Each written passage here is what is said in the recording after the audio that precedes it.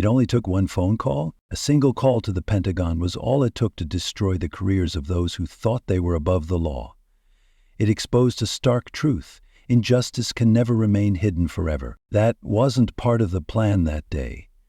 A day that was supposed to be just a simple drive through the quiet countryside of Louisiana. Just another routine trip like the hundreds before it for General Naomi Ellsworth, a woman who had commanded dozens of covert operations, whose names never once appeared in the press. No motorcade, no sirens, no flashing lights, just her, a dusty rental car, and a tight schedule. She was on her way to Barksdale Air Force Base, where a top-secret meeting awaited, one that could shift the balance of military strategy in the region. Naomi didn't have time for distractions, especially the kind of unpredictable trouble that often comes from the most unassuming places. Somewhere between the misty stretch of road from Lake Charles to Shreveport, just outside a nearly forgotten town called Mosswood, she sensed something was off. The signal bar on her secure phone started dropping. For most, it would be a minor inconvenience, but for a general handling classified intelligence, it was a potential threat. She needed to make a call. Not in an hour, not in a few minutes. Right now, an old run-down gas station emerged like a lifeline. Kelly's Fuel and Food. Cracks in the concrete, rusted tin roof, and a few locals gathered in the lot, leaning on pickup trucks, chewing gum, swapping stories. Naomi didn't care. She pulled up near the edge of the building, away from the entrance. To her, this was just a place to get a signal and do her job. Nothing more. She grabbed her secure device and stepped out, hoping for better reception. A warm southern breeze blew past. She lifted the phone and spoke in a calm, clear voice. General Naomi Ellsworth, identity confirmed, beginning report. On the other end, a Pentagon officer answered, and the exchange began instantly. Beneath the harsh sun, Naomi remained alert. Her eyes moved slowly, expression neutral, while she focused on every word. Emergency deployment, special operations, intelligence restricted to only a handful of government officials. It was all part of her world. A world she had sacrificed her youth and family time to protect, and she never once regretted it. But to the people of Mosswood, who was she? Just a strange woman dressed plainly, baseball cap low over her face, speaking in a language they didn't understand. She wore jeans, sneakers, and an olive green jacket. Too ordinary to seem important, and it was that very ordinariness that made her suspicious to those who feared what they didn't understand. Inside the store, Paula Sweeney, a middle-aged woman with a tightly pinned bun and eyes full of judgment, was watching Naomi's every move. There were no thoughts of generals or national security in her mind. All she saw was trouble. A stranger who didn't look like anyone from Mosswood.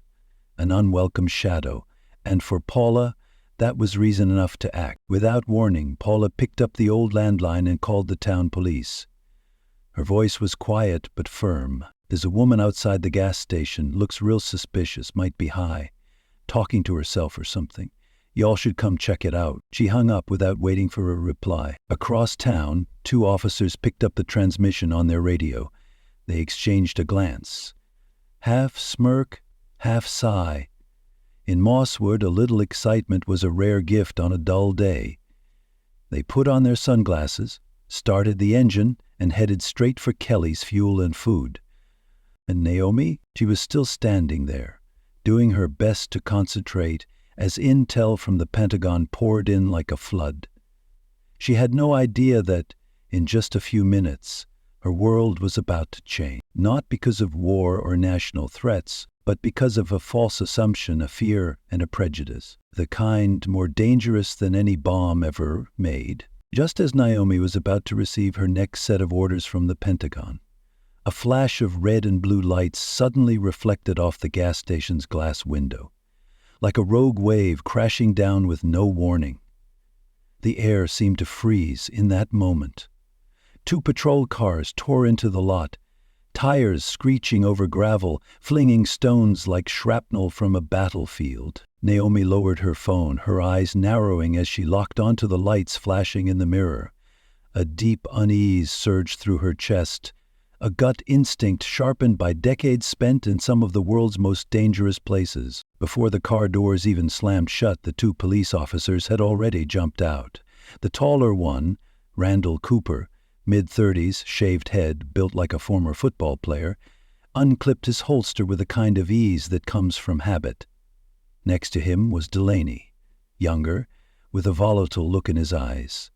As if one wrong word might ignite the whole town. They didn't walk toward Naomi, they stormed in. Like they were charging a live threat that could explode at any second. Naomi felt the tension constrict around her like an invisible noose, but instead of reacting, she relied on the calm she had honed at West Point. She gently placed her secure device on the hood of the car, raised her hands shoulder high, palms open, offering no provocation whatsoever. Her voice was steady, firm, yet composed. "Officers, can I help you with something?" She didn't back away. She didn't apologize. She simply followed her training to keep a volatile situation from spiraling. But Cooper wasn't interested in explanations. License and registration, now. Naomi gave a slight nod and took half a step back, her hand moving slowly toward her pocket. Every move calculated, each gesture carrying the weight of potential consequence. "Of course. My ID is right here. I'm an active duty officer, Lieutenant General Naomi Ellsworth. I'm on assignment." Her tone stayed professional, but her eyes began to flash with both confusion and rising alertness. Delaney scoffed. "A general? That's cute. You expect us to just take your word for it." Naomi pulled out her military ID and federal deployment orders, extending them with steady hands. Cooper snatched the papers, gave them a cursory glance, then, without masking his disdain, tossed them onto the hood like a crumpled fast food flyer. "Fake documents," he muttered coldly. Naomi froze for a moment. For the first time in her career, her mind reeled, not from a terror plot or a foreign threat, but from blatant, brutal prejudice. "Officer, I assure you..." She didn't get to finish. "Shut up," Delaney snapped. "You think you can fool us that easy? You picked the wrong town, lady." A crowd had started to gather. Customers, gas station employees, truckers fueling up. They formed a loose ring, eyes filled with curiosity, murmuring like they were watching a street play. Some smirked, some pointed, but none stepped forward, not a single one. Naomi knew she had to stay composed. Every nerve in her body was pulled tight like a wire. But what she felt most wasn't fear, it was helplessness, and a quiet fury that she had suppressed all her life. The two men before her didn't care about facts.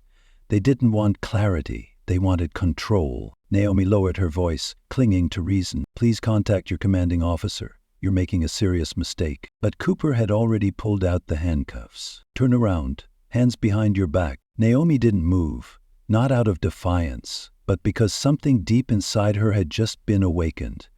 A bitter truth, that medals, ranks, and years of service couldn't shield her from this. "I am a lieutenant general in the United States Army," she said, her voice now hard as steel. "You are unlawfully detaining me." Cooper laughed, a booming, dismissive laugh that echoed across the lot and bounced off the station walls. "Right," he said, still laughing. "And I'm the President of the United States. Turn around."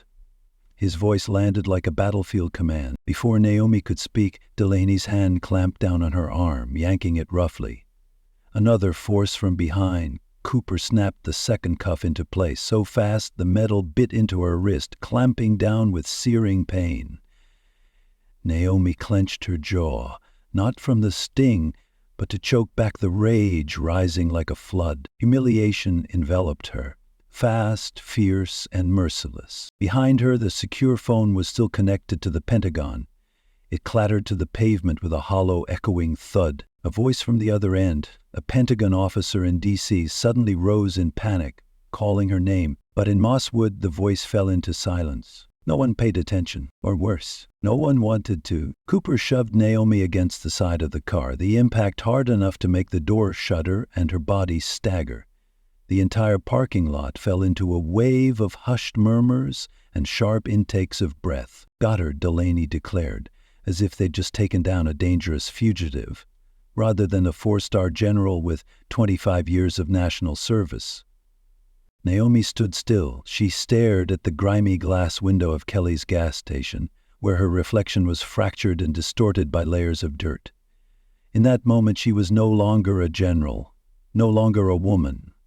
She was only a shadow, a figure with no identity, no voice, and, more painfully, no right to be treated as a human being. But in Washington, D.C., at the heart of American power, someone had noticed something wasn't right. In less than 60 seconds, a secure call had gone from a technical interruption to a full-blown red alert. Lieutenant Commander Bryce Hanley, monitoring a wall of screens inside the National Command Center, locked his eyes on the blinking words, GN. Ellsworth secure. The audio feed crackled with static, shouting, scuffling, and then silence. Only white noise remained. Hanley leaned toward the mic. "General Ellsworth, this is Command Center. Do you read?" No reply. He glanced at Colonel Dana Sharp, a woman known for ending entire crises with a single order. She didn't need to hear more. "Pinpoint her location now," Sharp said, her voice as cold as steel. No one questioned it. Seconds later, a technician zoomed in on the satellite map.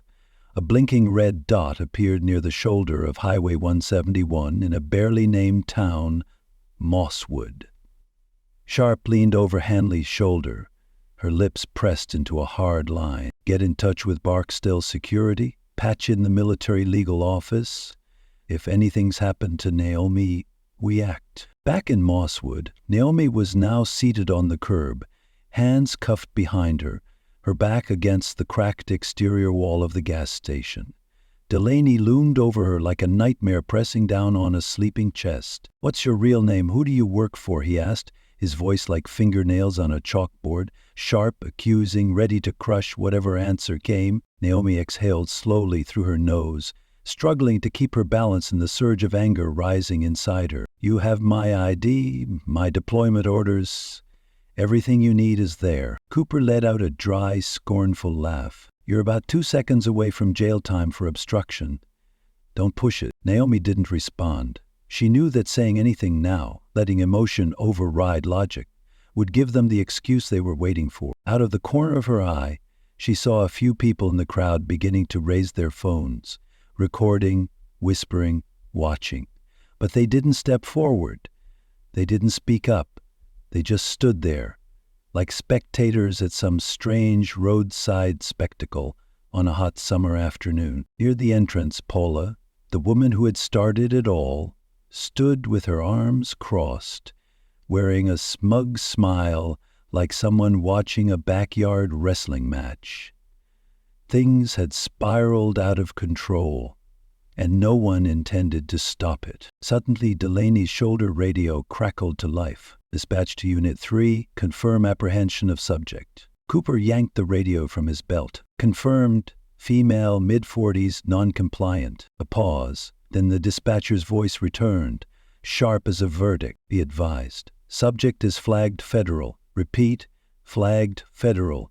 Pentagon has initiated emergency contact. You are ordered to release the subject immediately and await further instructions. Cooper's face went pale, like the blood had drained from his body.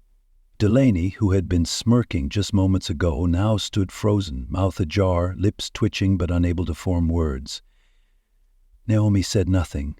She simply looked up at them, not with anger, not with fear, but with a calm gaze that reflected back everything they didn't want to see in themselves. Cooper fumbled for the key, unlocking the cuffs without ever raising his eyes.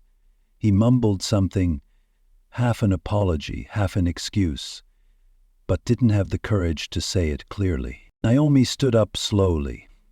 The red marks from the cold steel were still etched into her wrists. She rubbed them gently, a small act of self-soothing before anything else. Silence blanketed the parking lot. No one dared laugh now. Even Paula, the woman who had smirked from the gas station's doorway, had lost her grin, her face now ashen. Naomi bent down and picked up the secure phone from the pavement. The screen was shattered, the connection had been severed. Maybe sensitive data had leaked, maybe not. But one thing she knew for sure: the worst wasn't over yet. She looked directly at the two officers. "You'll regret this," she said, her voice quiet but sharp, like a razor slicing through the hush. "Not tomorrow, not next week, today." Cooper opened his mouth to object, but suddenly the parking lot lit up again, white and red lights sweeping across the pavement. This time it wasn't local police. A convoy of black SUVs, marked with the insignia of Barksdale Air Force Base, tore onto the scene at a speed that needed no explanation. Tires screeched, the sound hitting the asphalt like the beat of war drums. Naomi didn't wait for them to arrive. She was ready. She stood tall and took a deep breath. In this moment, she wasn't a victim. She was a commander reclaiming her command. The SUV doors opened in perfect unison, like a choreographed scene. But there was no spectacle. Only solemn faces, focused eyes, and determined strides. Leading the way was Lieutenant Colonel Darren Mosley, a man in his 40s with eyes like sharpened blades, and no time for pleasantries. He strode toward Naomi with long, confident steps, a folder tucked under his arm. "General Ellsworth, are you injured?" he asked loudly, his voice echoing across the lot. Naomi shook her head. "No, Colonel. Just a few scrapes. The real damage belongs to their careers." She glanced at Cooper and Delaney, who now looked like kids holding a live grenade they didn't understand. The Barksdale officers immediately formed a perimeter around Naomi without needing instruction. They positioned themselves as a human wall between her and the men who had just hit rock bottom without knowing it. Mosley turned to face the local police, his expression hard as iron. "You are ordered to cease all activity immediately. Federal authorities will be conducting a full investigation. Any further action on your part may be considered obstruction." Cooper stammered. We didn't know who she was." "That's not an excuse," Mosley cut in. "You had her documents. Every piece of proof was in your hands." Delaney tried to hold on to authority. She was acting suspicious. Mosley stared at him for a long moment. Then he spoke, voice low and nearly a whisper. "You saw a woman of color using a phone, and you made a choice. That choice will follow you for the rest of your life." No one responded. Naomi was escorted into one of the SUVs, officers carefully checking the seat before closing the door with a firm nod. As the convoy pulled away, Naomi looked back one last time. She saw Cooper wiping his forehead with a trembling hand, and Paula, the woman who'd called the cops on a hunch, was now scurrying inside the gas station like a cockroach scrambling for darkness when the lights come on. Inside the sleek black SUV speeding down the highway, Naomi sat in silence. She didn't speak. She just stared out the window, watching telephone poles lean and fields of tall grass blur past like the world itself was retreating. Her mind churned, not with rage, but with the brutal truth that had just been laid bare. Someone like her, a woman who had led troops through hellish battlefields, who had advised national strategy, could still be stripped of her dignity because of her appearance and someone else's prejudice. Lieutenant Colonel Mosley, seated in the front, finally broke the silence. "The Pentagon has launched a full investigation, General. Internal Affairs and the Civil Rights Protection Division are involved. This will go public, whether Mosswood wants it or not." Naomi didn't nod, didn't smile, didn't blink. She spoke only one sentence, soft but cold as steel. "They them should have known better." Mosley gave a small nod, eyes locked on the road. "They're about to find out what it feels like to be seen for who they really are." The convoy continued, speeding past open fields and small towns, heading for Barksdale Air Force Base, where for the first time all day, Naomi would be addressed by her rank and name with the respect they deserved. But she knew all too well the real battle was only beginning, and this time the whole nation would be watching. Before Naomi could even finish her report at Barksdale, cell phone footage had already begun spreading online. The grainy, shaky images carried undeniable weight, capturing the moment two Mosswood officers handcuffed a calm black woman in civilian clothes who clearly stated she was a United States Army general. There was no shouting, no resistance, just her eyes.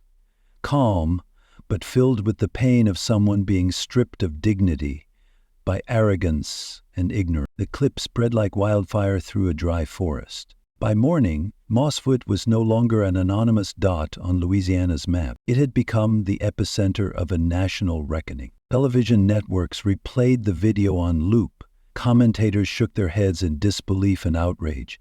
Civil rights organizations declared it a textbook case of systemic bias and police overreach. Even veterans groups, rarely vocal in political matters, issued statements demanding justice for General Ellsworth. In Mosswood, the police department went into lockdown mode. Police Chief Vernon Grady, a man more familiar with deer blinds than press briefings, stood before dozens of microphones, sweat dripping under his cowboy hat. "We regret the misunderstanding," he muttered, avoiding eye contact with the media. "The two officers involved have been placed on administrative leave pending investigation." A young reporter from Baton Rouge quickly interrupted, not letting him finish. "Chief Grady, why didn't your trained officers recognize valid military ID? Did race play a role in this mistaken decision?" Grady stammered something about job stress and mistaken identity, but everyone knew his words no longer carried any weight. The department was now a cornered animal. There was no escape. Cooper and Delaney vanished from public view, but their names didn't stay hidden. They appeared in headlines, in viral posts, in waves of online outrage. Anonymous sources from inside the department revealed that both men had previous complaints for violent conduct and racial bias. Files once buried could no longer be hidden. Civil rights attorneys from New Orleans and Washington, D.C. formally filed a federal lawsuit on Naomi's behalf. The Department of Justice launched an independent investigation. Even the governor of Louisiana issued a statement, calling it an unacceptable failure of justice against a national hero. But now, this was no longer just Naomi's story. It had become something bigger, a profound awakening about honor, dignity, and the truth that no one, no matter their rank or their place in society, deserves to be treated as less than human simply because others fail to recognize their worth. This wasn't just about Naomi. It was about every person who had ever been doubted, dismissed, or degraded, not because of anything they did, but because they didn't wear the uniform others were comfortable with, because their skin bore a color they couldn't change, or because they were seen through the filter of someone else's unchecked prejudice. At Barksdale Air Force Base, Naomi was swept into a flurry of meetings and debriefings. Lawyers, Pentagon officials, even a liaison from the White House. Everyone wanted updates, but every time she spoke, her voice remained unchanged.